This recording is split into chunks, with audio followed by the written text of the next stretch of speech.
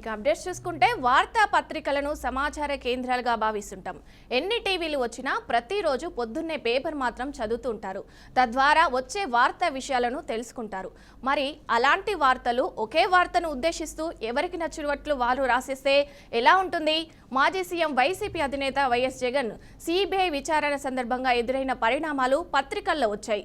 సాక్షి పత్రికేమో ఉప్పొంగిన అభిమానం చెప్తూ banner item ఇచ్చింది. ఇతర పత్రికలు మాత్రం జగన్ వైఖరి తప్పుబట్టేలా రాసుకొచ్చాయి. ఇలా ఒకే వార్తకు సంబంధించి రకరకాల వైఖరిలు చెప్పుకొస్తూ పాఠకులకు ఎలాంటి సందేశం ఇస్తున్నారు అనే ప్రశ్నలు ఉత్పన్నమవుతున్నాయి. ఇక ఇదే అంశంపై మరింత విశ్లేషణ మా మేనేజింగ్ డైరెక్టర్ రాజేంద్ర అందిస్తారు. Rajendra, over to you. Thank you Vijaya. ఇవాళ జనసామాన్యం యొక్క మానసిక పరిస్థితి పత్రికలు చదువుతున్నప్పుడు ఎలా ఉంది అని ప్రశ్నిస్తే చాలా అయోమయం, చాలా కన్ఫ్యూజన్. ఎందుకు ఈ కన్ఫ్యూజన్? పత్రికా రంగంలో భిన్నాభిప్రాయాలు ఉండొచ్చు, తప్పు లేదు, ఉంటాయి కూడా. దాన్ని ఎవరు తప్పు పట్టాల్సిన పరిస్థితే లేదు. ఒక విషయాన్ని పరిశీలిస్తూ ఒక కోణంలో మనము విశ్లేషిస్తున్నప్పుడు ఒక ఆర్గ్యుమెంట్ ఉంటుంది, ఒక సమాచారం ఉంటుంది. కానీ యథాతథంగా కొన్ని విషయాలను మనం చెప్పాల్సిన దశలో కూడా వక్రీకరించి చెప్పడం, అలాగే మనకిష్టమైతే మరోలా, మనకిష్టం లేకపోతే ఊహించినంత వక్రమార్గం పడుతున్నాయి వార్తా పత్రికల యొక్క ధోరణి. ఫర్ ఎగ్జాంపుల్, నిన్న జరిగినటువంటి ఒక సంఘటన, మాజీ ముఖ్యమంత్రి జగన్మోహన్ రెడ్డి సిబిఐ కోర్టుకు హాజరైనటువంటి సందర్భాన్ని తీసుకుందాం. రకరకాల వార్తలు. ఈయన కోర్టుకి 1 గంట టైం ఇచ్చాడని ఒక వార్తా కథనం. ఎవరైనా కోర్టుకి టైం ఇవ్వగలరా? అది సాధ్యపడుతుందా? మాజీ ముఖ్యమంత్రి అన్నప్పుడు అతనికి కొన్ని సమస్యలు ఉంటాయి. అలాగే మరో రాష్ట్రం, ఇక్కడ హైదరాబాద్ నగరానికి ఆయనకు వచ్చినప్పుడు ఇక్కడ అనేకమైనటువంటి సమస్యలు వచ్చేటటువంటి ప్రమాదం ఉంటుంది. శాంతి భద్రతలు కావచ్చు, ట్రాఫిక్ ఇబ్బంది కావచ్చు, లేదా ఆయన కార్యక్రమానికి సంబంధించినటువంటి భద్రతా ఏర్పాట్లలో పోలీసుల యొక్క కార్యాచరణకు ఖచ్చితమైనటువంటి అప్డేట్స్ ఉంటాయి. ఆయన ఎక్కడి నుంచి బయలుదేరాడు, ఎక్కడికి వెళ్ళారు, అలాగే మళ్ళీ ఎప్పుడు ఎలా ఆయన ప్రయాణం ఉంటుంది అన్నటువంటి సమాచారం మేరకు ఒక అప్డేట్ ఇవ్వాలి. ఆ నాయకుడే ఇవ్వాలి. ఆ నాయకుడికి సంబంధించినటువంటి వాళ్ళతో పాటు అధికారులు కూడా దాన్ని ధృవీకరించాలి. దీన్ని కూడా మనం వక్రీకరించడం, కోర్టుకి 1 గంట సమయం ఇచ్చాడు అని తెలియకుండా మనం మాట్లాడడం. జగన్మోహన్ రెడ్డి ఓడిపోయాడా, గెలిచాడా, ముఖ్యమంత్రి లేకపోతే సిబిఐ కోర్టుకు హాజరవుతున్నటువంటి దోష, ఇలాంటి వాటన్నిటికంటే కూడా మనం ఇస్తున్నటువంటి సమాచారం అది ఎంతవరకు నిజం, ఎంత బాధ్యతతో ఇస్తున్నాం, తెలిసి చెప్తున్నామా, తెలియక చెప్తున్నామా, తెలిసి కూడా వక్రీకరించి చెప్తున్నామా అని ప్రశ్నించుకుంటే ఏ పత్రికలైనా వాళ్ళకున్నటువంటి ఎజెండాలో మాత్రమే వార్తలు రాస్తున్నాయి, సమాచారాన్ని ఇస్తున్నాయి. ఆ సమాచారం వాళ్ళకు అనుకూలంగా, అంటే ఏ పార్టీనైతే వాళ్ళు ఫాలో అవుతున్నారో, ఏ పార్టీ అయితే ఆ పత్రికలను పోషిస్తున్నాయో ఆ ధోరణిలోనే వార్తలు ఉంటున్నాయి.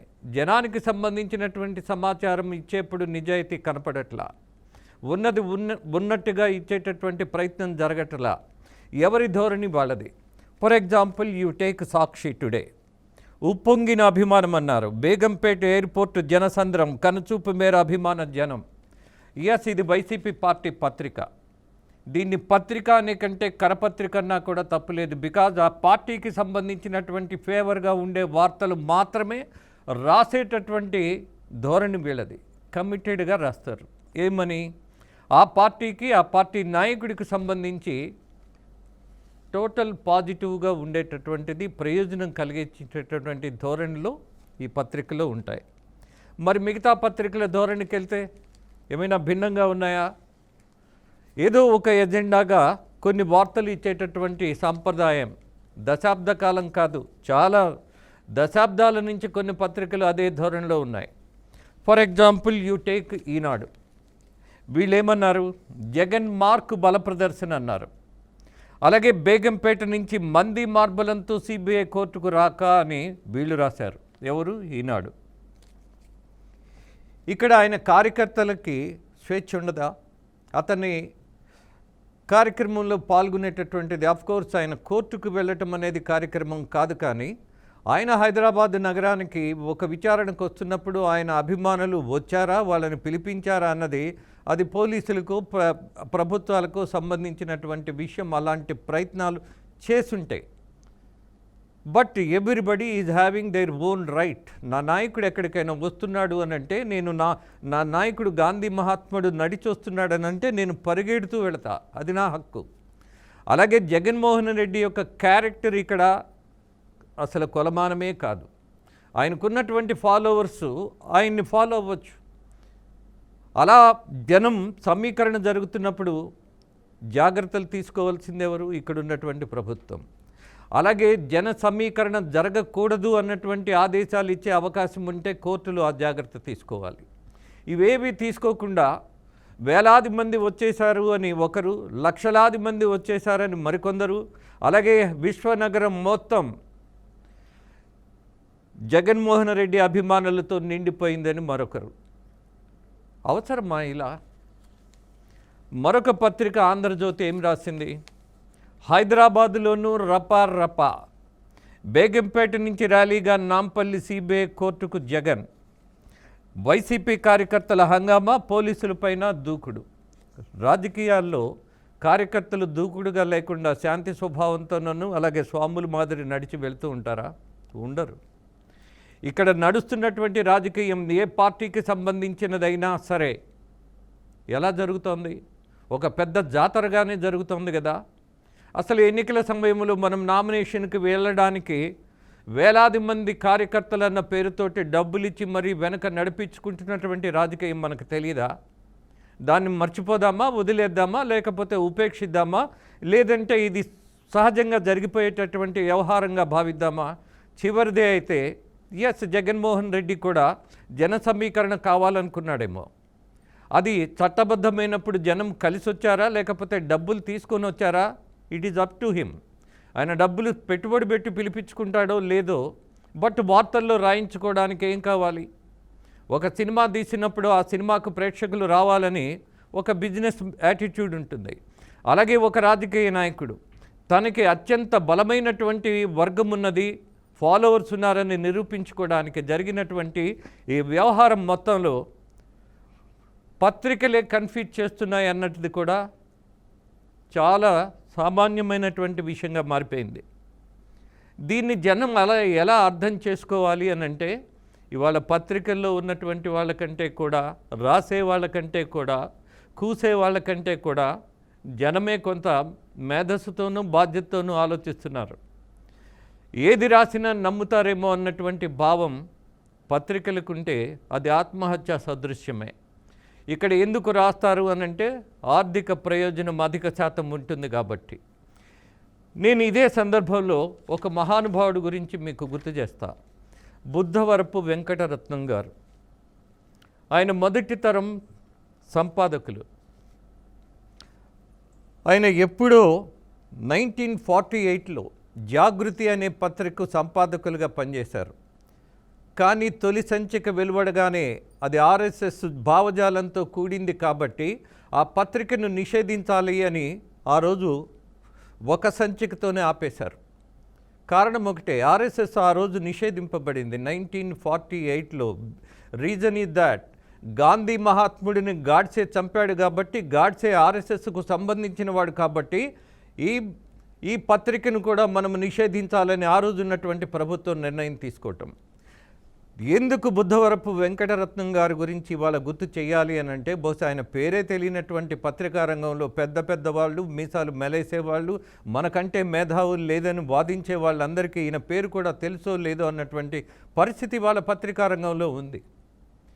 ఎంత సౌమ్యుడు, అలాగే ఎంత సంస్కారి అని అంటే, ఎప్పుడైనా మేము పత్రిక భాషలో ఎక్కడైనా ఒక పదం రాయకూడనటువంటిదో లేకపోతే దోషపూరితమైనదో అయితే వెంటనే ఆయన తెలియజేసేవాళ్ళు.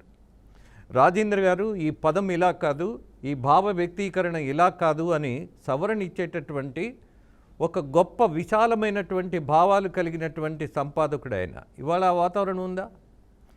ఏ సంపాదకుడైనా, ఏ ఎడిటర్ అయినా జూనియర్స్కి ఇలా కాదు అని చెప్పేటటువంటి పరిస్థితి ఉన్నదా? రిసీవ్ చేసుకునే అవకాశం ఉందా? ఇదంతా ఒక సమస్యగా మారిపోయింది. ఆయన మన తెలుగువాడు, ఒక సంపాదకుడు, ఒక జర్నలిస్టు ఎంత గొప్పగా బతికాడు అని అంటే ఎక్కడ ఆర్థికమైనటువంటి విషయాల్లో వేలు పెట్టాల, సంపాదన మీద దృష్టి పెట్టాల, ఏ పార్టీకి లొంగిపోలా, నమ్ముకున్నటువంటి భావజాలం కోసం చివరి వరకు నిలబడినటువంటి గొప్ప వ్యక్తిత్వం వెంకటరత్నం గారిది. ఆయన మొట్టమొదటిగా చేసినటువంటి ప్రయత్నం జాగృతి పత్రిక మొదటి సంచిక నిషేధింపబడిన తర్వాత RSS has taken a decision.